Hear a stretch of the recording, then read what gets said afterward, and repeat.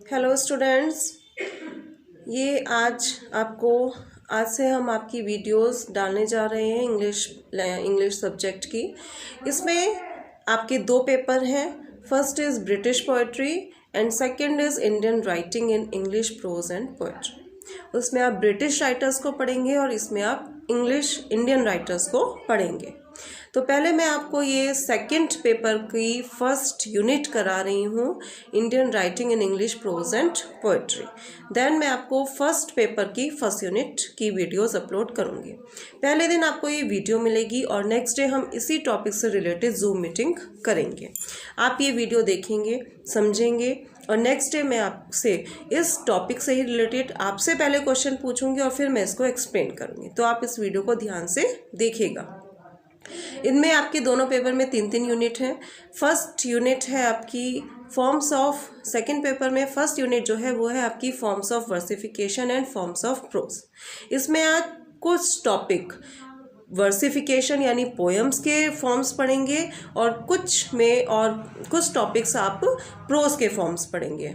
Pros और poetry आप इस चीज़ से अननोन नहीं है। प्रोज भी आपको पता है क्या होता है, पोएट्री भी। पोइट्री जिसमें हम कविता के रूप में किसी चीज़ को, राइटिंग को देखते हैं, और प्रोज जिसमें हमारी लाइंस होती हैं, सिंपल लैंग्वेज में कोई बात राइटर लिखता है, वो प्रोज होती है। तो प्रोज और पोइट्री सिंपल हम ये तो देखते हैं कि प्रोज क्या है और पोइट्री क्या है, लेकिन उनके कुछ फॉर्म्स भी होते हैं।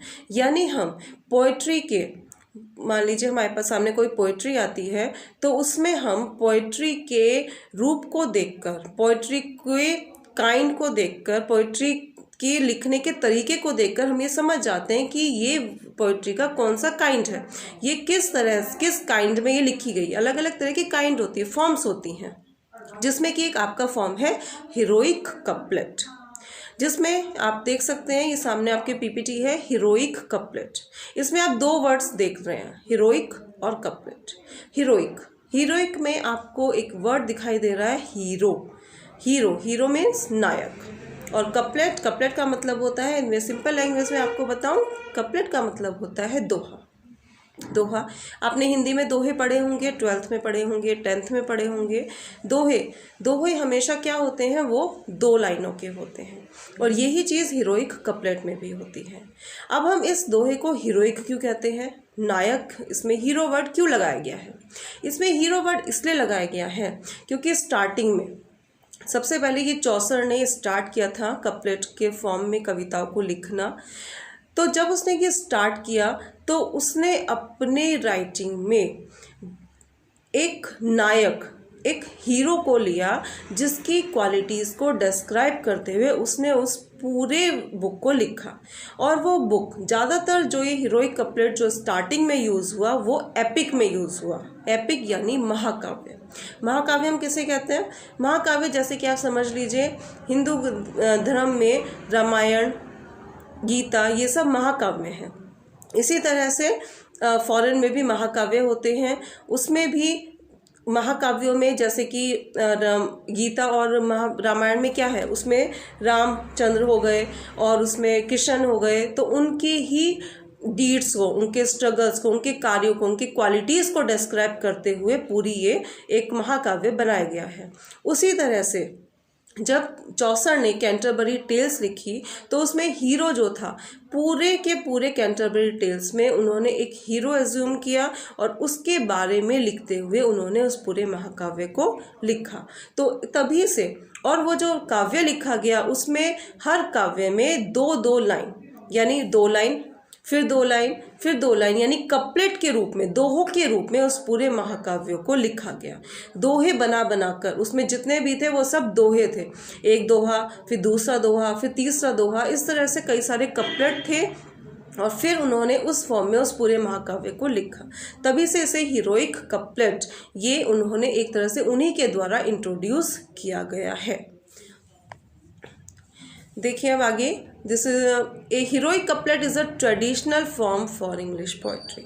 जो हीरोइक कपलेट क्या है, वो एक इंग्लिश पोएट्री की ट्रेडिशनल फॉर्म है, पारंपरिक, बहुत पुराने टाइम से चली आ रही है, 14th सेंचुरी से। Commonly used in epic and narrative poetry, वही आ गया कॉमनली यूज्ड इन एपिक। और वो कॉमनली किस में यूज होती है, एपिक में, महाकाव्यों में, या नैरेटिव पोएट्री में, बहुत, जिसमें पोएट्री में बहुत ज़्यादा वर्णन होता है। एक पोएट्री होती है, एक छोटी सी कविता हो गई, 14 लाइन की हो गई, 10 लाइनों की हो गई, 12 लाइनों की हो गई। लेकिन नैरेटिव पोएट्री यानी उसमें किसी कैरेक्टर का एक तो नैरेशन होता है और वो काफ़ी लॉन्ग होती है। And consisting of a rhyming pair of lines in iambic pentameter. और एक और इसकी खासियत होती है हीरोइक कपलेट की कि इसमें जो राइमिंग पेयर होता है, जो पेयर होता है लाइन्स का, यानी 2 लाइन यानी एक पेयर हो गया, वो हमेशा आयम्बिक पेंटामीटर में होता है। आयम्बिक पेंटामीटर, अभी मैं आपको ये आगे डिस्क्राइब करूंगी कि व्हाट इज आयम्बिक पेंटामीटर। थोड़ा लंबा सेक्शन है ये, पहले आप इसका नेक्स्ट पॉइंट देख लीजिए।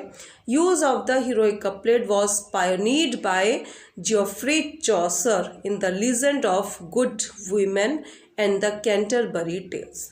जो ये इन्होंने हीरोइक कपलेट जो शुरुआत की थी, इंट्रोड्यूस किया था, वो किसने किया था, जियोफ्री चॉसर ने।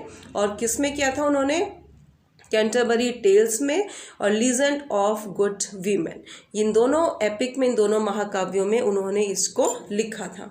And generally considered to have been perfected by John Dryden and Alexander Pope in the Restoration age and early 18th century respectively. और फिर इसको परफेक्ट किया, यानी इसको समझा जाता है कि इसको बहुत अच्छे तौर पे जो यूज़ किया वो जॉन ड्राइटन ने और अलेक्जेंडर पॉप ने किया 18th सेंचुरी में। उन्होंने इसको आगे बढ़ाया, हीरोइक कपलेट को उन्होंने और मॉडिफाई किया और फिर उसको अपनी बुक्स में उन्होंने यूज़ किया। अब देखिए, ये आपको दिखाई दे रहा है, what is iambic pentameter. What is iambic pentameter, ये बहुत ज़रूरी है समझना कि व्हाट इज आयम्बिक पेंटामीटर। ये जो वर्ड्स हैं ये आपको बार बार मिलेंगे और ये आपकी यूनिट फर्स्ट है, मैं आपको बता दूं, इसमें से आपके short questions, very short questions आएंगे। फुल आपके लॉन्ग क्वेश्चंस नहीं बनते हैं, इसमें से वेरी शॉर्ट क्वेश्चंस बनते हैं और छोटे छोटे पॉइंट्स में भी आपके क्वेश्चन आंसर्स बन जाते हैं। जैसे आपका अभी पीछे अगर हम बात करें तो आपका क्वेश्चन ऐसे भी आ सकता है, definition, what is the definition of heroic couplet, वो आपको 2 या 3 लाइन में देनी होगी। ये आ सकता है हु इंट्रोड्यूस्ड हीरोइक कपलेट, तब आप जियोफ्री चॉसर का नाम लिखेंगे। तो इस तरह से इसमें वेरी शॉर्ट क्वेश्चंस बनते हैं यूनिट फर्स्ट में से। Now see, look at the PPT. What is iambic pentameter? इसमें iambic pentameter में 3 पॉइंट्स हैं। क्या है? Consist of 5 iambs, 1 unstressed syllable followed by 1 stressed syllable, 10 syllables in each line. Means iambs जो होता है, iamb ये होता है कि उसमें हमारे 1 अनस्ट्रेस्ड सिलेबल होती है और 1 स्ट्रेस्ड सिलेबल होती है। अब ये एक बहुत बड़ा टॉपिक है सिलेबल समझने का। सिलेबल क्या होती हैं? देखिए, सिलेबल, इसको आप इस तरह से समझ सकते हैं, ये आपका फोनेटिक्स का पार्ट है। आपने लास्ट टाइम पे, वैसे मैंने आपको सिलेबल बताई भी थी, यस, आपके उसमें थी ये सिलेबल। आपने लास्ट टाइम फोनेटिक्स में आपने सिलेबल पढ़ा था, वही सिलेबल आपको यहाँ काम आएगा। जब मैंने आपको फोनेटिक्स की बात करी थी तो मैंने आपको इसमें सिलेबल बताया था कि syllable is equal to verb. हम एक वर्ब से समझ सकते हैं कि वर्ब जो होती है, किसी वर्ड में जितनी वर्ब हैं वो हमारी सिलेबल बन जाती है।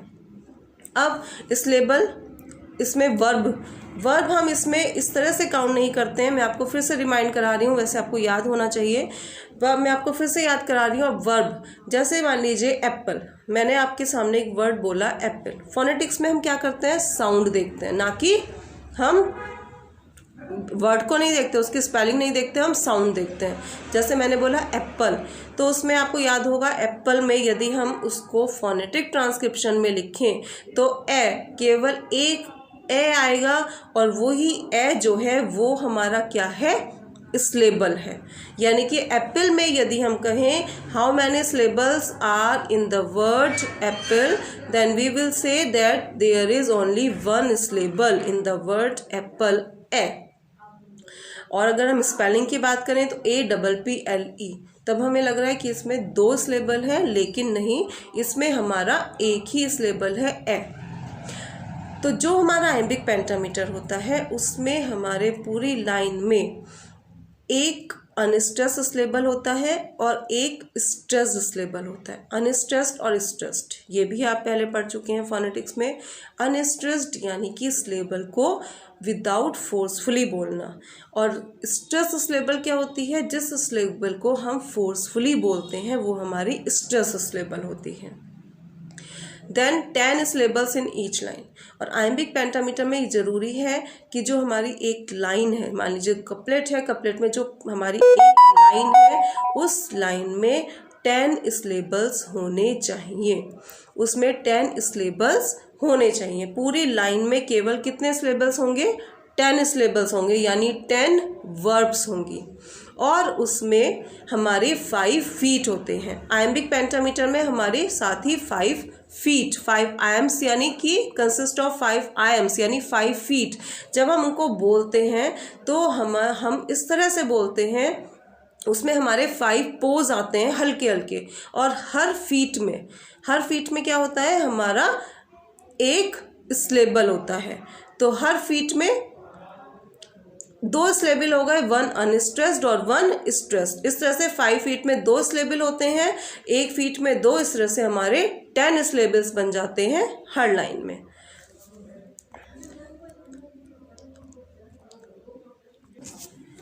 I will explain you iambic pentameter in the next video. Thank you, students.